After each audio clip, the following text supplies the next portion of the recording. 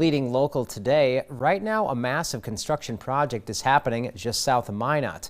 Workers are building what will be a water treatment plant, which will eventually bring clean water to around 81,000 people as part of the Northwest Area Water Supply. But as you may recall, the NAWS project is finally moving after more than 50 years of planning. Just off Highway 83 near Max. It's about 40,000 square feet, just a little bit under that. A massive concrete structure is taking shape. If I had to guess, I'd say there's probably 10 or 15,000 yards of concrete that have already been poured. Tim Friggi is talking about phase one of the $400 million Northwest Area Water Supply, or NAWS project.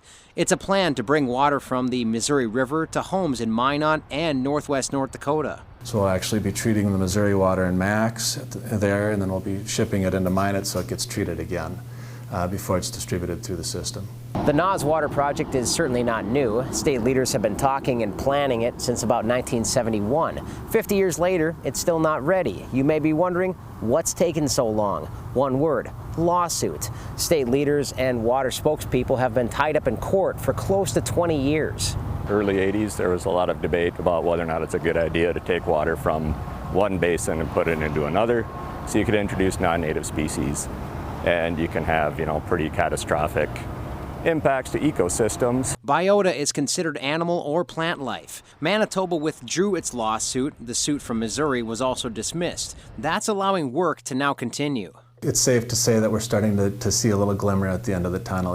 The 17 years of litigation really set us back, obviously not only from a timing perspective, but it has exponentially increased the cost of the project. More expensive, but Zimmerman says it'll hopefully be more reliable as well, switching away from Minot's sundry aquifers. He says it'll also bring cleaner water to nearly 80,000 people. It means that they're not going to have to replace water heaters every 3 to 5 years, that they're not going to have to put in water purifying systems or softening systems in their homes. Friggi says the treatment plant will eventually treat more than 24 million gallons of water a day, but he says the volume of water being taken off the Missouri is a drop in the bucket. The total volume of water we'll take off of the lake is less than can evaporate off of it in one day. Near Max, Joel Porter for KX News. Latest agreement for the project was signed this week. The project has a final completion date of June of next year.